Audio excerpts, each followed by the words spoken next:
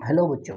तो आज हम अपना जो फर्स्ट चैप्टर चल रहा था रिसोर्स एंड डेवलपमेंट, उसका फर्स्ट पार्ट कंप्लीट हो चुका था एंड देन हम अब डिस्कस करने वाले हैं सेकंड पार्ट पर। तो सेकंड पार्ट पर अब हम पढ़ने वाले हैं types of resources resources on the basis of origin. अब यहाँ पे क्या है बच्चों, ओरिजिन का मीन्स यहाँ पे क्या होता है, उत्पत्ति के आधार पर। उत्पत्ति के उत्पत्ति के आधार पर संसाधन के बारे में अब हम पढ़ने वाले हैं, उत्पत्ति के आधार पर। तो सबसे पहले आता है बायोटिक रिसोर्सेज। बायोटिक रिसोर्सेज का मीन्स यहाँ पे क्या होता है बच्चों, बायोटिक का मीन्स होता है जैविक संसाधन। इन्हें क्या कहता है, जैविक संसाधन। These are obtained from biosphere, ये जीव मंडल से इनको प्राप्त किया जाता है, जिनमें क्या होती है, लाइफ होती है। जैसे एग्जांपल क्या हो गया, सच एज ह्यूमन बींग्स हो गया, फ्लोरा एंड फोना। फ्लोरा का मीन्स होता है प्लांट्स एंड फोना का मीन्स होता है animals and fisheries live stock, जिनमें क्या होता है, जो सजीव, जिनको हम सिंपल वर्ड्स में हम क्या बोल सकते हैं, सजीव। इनको हम क्या बोल सकते हैं, सजीव, जिनमें जीव होता है। ठीक है, देन नेक्स्ट हम मूव करते हैं अबायोटिक रिसोर्सेज। अबायोटिक में क्या क्या आता है, जैसे कि अजैव संसाधन, इनको कहा जाता है अजैव संसाधन या अजैविक संसाधन। All those things which are composed non living thing, इनको हम बोल सकते हैं निर्जीव भी बोल सकते हैं। इनको हम क्या बोल सकते हैं बच्चों, निर्जीव भी हम इनको बोल सकते हैं। निर्जीव संसाधन, निर्जीव इसमें क्या हो गया, जिनमें लाइफ नहीं होती है, जिनमें क्या होती है बच्चों, लाइफ नहीं होती। All those things which are composed of non living things, non living things वो क्या कहलाती है, वो क्या कहलाते हैं, अबायोटिक रिसोर्सेज कहलाते हैं। जैसे कि एग्जांपल हो गया रॉक्स एंड मेटल्स। फिर देन नेक्स्ट हम मूव करते हैं on the basis of exhaustibility, समाप्यता के आधार पर हमारे संसाधन। तो इसमें फर्स्ट हो गया रीन्यूएबल। रीन्यूएबल का मैंने मीनिंग बताया था, नवीकरणीय संसाधन। नवीकरणीय संसाधन, नवीकरणीय the resources which can B renewed, इनको वापस क्या किया जा सकता है, इनमें नयापन लाया जा सकता है, वापस रिप्रोड्यूस किया जा सकता है। किस तरीके से, बाय फिजिकल, भौतिक, केमिकल। केमिकल का मीन्स होता है रासायनिक, और मैकेनिकल का मीन्स होता है तकनीकी प्रोसेसेस के द्वारा इनको वापस रीन्यू हम लोग कर सकते हैं। और रिप्लेनिशेबल रिसोर्सेज, रिप्लेनिशेबल का मीन्स नयापन ला सकते हैं। ठीक है, जैसे एग्जाम्पल क्या हो गया, जैसे एग्जांपल हो गया बच्चों solar energy, wind energy, water हो गया, फॉरेस्ट हो गया, वाइल्ड लाइफ हो गया, etcetera.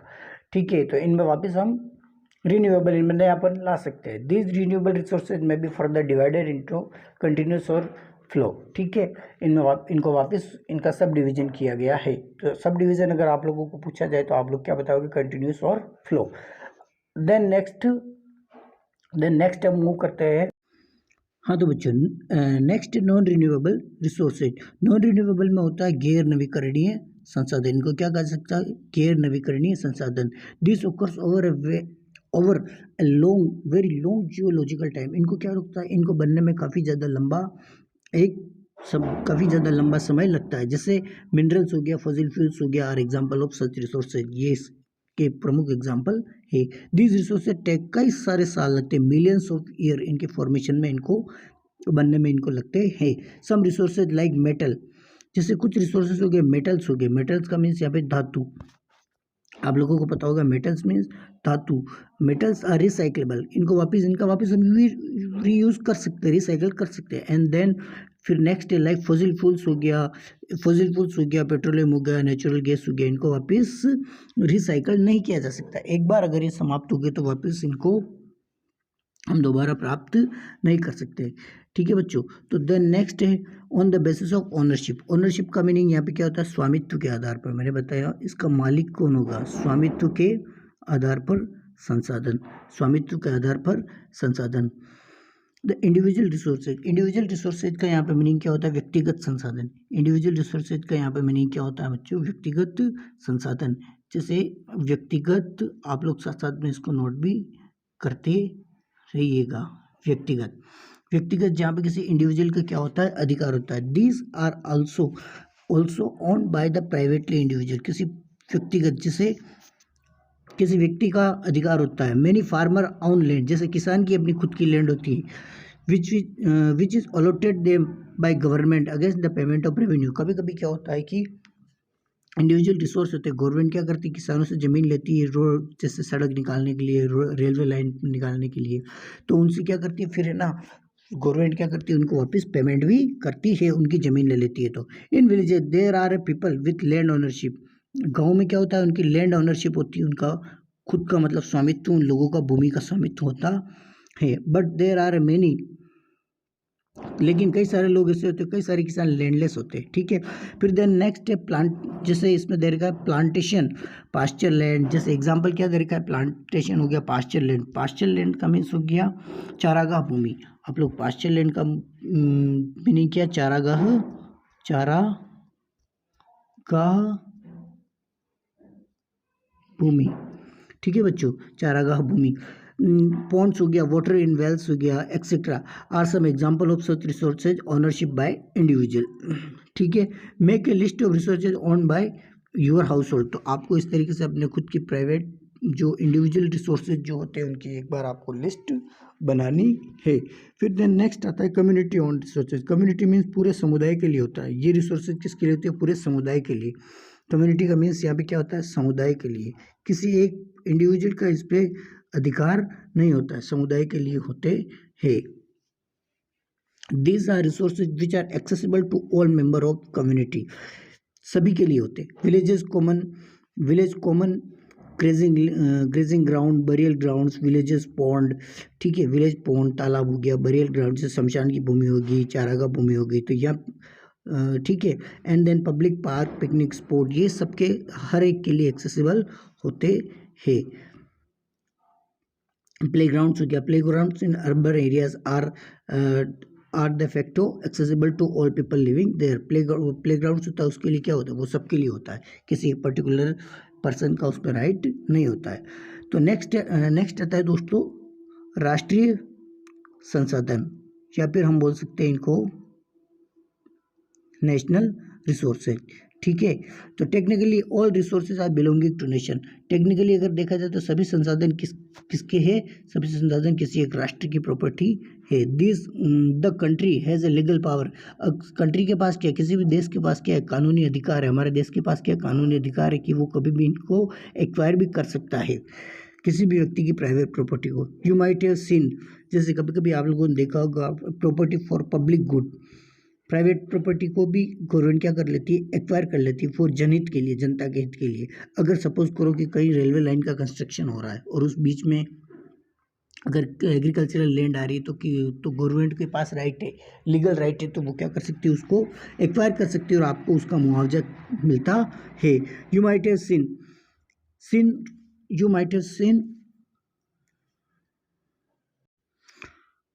Scene road, canal, railways are being constructed on the field owned by some individuals. Urban Development Authority get empowered by the government to acquire land. Urban Development Authority, आप देखते हो कि शहरों में Urban Development Authority के पास power होती है, वो क्या कर सकती है, किसी की भी लैंड को एक्वायर कर सकती है। All minerals, water resources, forest, wild life and land with in the political boundaries and oceanic area up तो 12 नॉटिकल माइल्स। 12 नॉटिकल माइल्स का मीन्स होता है 22 किलोमीटर, 22.2 किलोमीटर फ्रॉम द जो कोस्टल एरिया है वहाँ से, उस पर भी किसका अधिकार होता है, उस पर भी राष्ट्रीय, अब किसी देश का अधिकार होता है। जैसे अपने इंडिया के चारों तरफ की जो बाउंड्रीज है, जो समुद्र की जो बाउंड्रीज है उसकी बात कर रहे हैं हम लोग, समुद्र की जो बाउंड्रीज है वहाँ से कोस्टल एरिया से 22.2 किलोमीटर, उस पर उस एरिया में जितने भी संसाधन होंगे उस पर किसका राइट है, उस पर भी इंडिया का ही राइट है। उनको कौन एक्सेस कर सकता है, इंडिया एक्सेस कर सकता है। जैसे वाटर रिसोर्स हो गया and there been belong to nation, ये किससे, किसी राष्ट्र से संबंधित या अपने देश से संबंधित होते हैं। फिर देन नेक्स्ट आता है अंतर्राष्ट्रीय संसाधन। अंतर्राष्ट्रीय इसको कहा जाता है इंटरनेशनल रिसोर्सेज। इंटरनेशनल रिसोर्सेज इनको कहा जाता है। These are the international institution which there are international institution which regulate some resources. अंतर्राष्ट्रीय संस्था है, जैसे अंतर्राष्ट्रीय संस्थाएं क्या क्या हो गई, यूएन हो गया, IMF हो गया, वर्ल्ड बैंक हो गया, तो ये क्या करते हैं, इन रिसोर्सेज को रेगुलेट करते हैं। इनका नियंत्रण कौन करता है, इंटरनेशनल इंस्टीट्यूशंस करते हैं। This oceanic resources beyond 200 nautical miles of exclusive economic zone belong to open ocean. Open ocean में 200 nautical miles beyond exclusive economic zone. Exclusive economic zone का मीन्स होता है यहाँ पे एक्सक्लूसिव इकोनॉमिक जोन का means क्या होता है बच्चों? इसका मीन्स होता है एक्सक्लूसिव इकोनॉमिक जोन का मीन्स होता है एक्सक्लूड करना, उसको छोड़ करके, मतलब किसी देश का जो आर्थिक एरिया उसको छोड़ करके, ठीक है। Belong to an open ocean, no individual और country can utilize this without concurrence of international institution की बिना परमिशन के कोई भी देश इन संसाधनों का यूज नहीं कर सकता है, ठीक है बच्चों। तो देन नेक्स्ट है on the basis of status of development के स्टेटस के बेस पे संसाधनों का किस तरीके से वर्गीकरण किया गया है, अब वो हम पढ़ने वाले हैं। पोटेंशियल रिसोर्सेज का यहाँ पे मीनिंग क्या होता है? पोटेंशियल रिसोर्सेज का मीन्स होता है संभावी संसाधन। क्या होता है बच्चों? संभावी संसाधन इनका नाम हिंदी में इनका मीनिंग होता है। Resources which are found in the region, ये किसी क्षेत्र में विशेष में पाए जाते हैं, but have not been utilize, पाए जाते हैं लेकिन अभी तक उनका कोई यूटिलाइज नहीं हुआ। जैसे example, the western part of India particularly Rajasthan and Gujarat have enormous potential, संभावना है काफ़ी ज़्यादा लेकिन अभी तक उतना डेवलपमेंट नहीं हुआ। The western part of Gujarat and Rajasthan में क्या है, यहाँ पे क्या डेवलपमेंट ऑफ एनॉर्मस पोटेंशियल है, मतलब संभावना है विंड और सोलर एनर्जी की, but so far this have not been developed properly, लेकिन हमारे पास इतनी टेक्नोलॉजी अभी इतनी डेवलप नहीं हो पाई है कि हम इनका अच्छे से यूज़ कर सके या यूटिलाइज कर सके। देन नेक्स्ट आता है डेवलप्ड रिसोर्स का मीन्स क्या होता है बच्चों? यहाँ पे डेवलप्ड रिसोर्स का मीन्स होता है यहाँ पे विकसित संसाधन।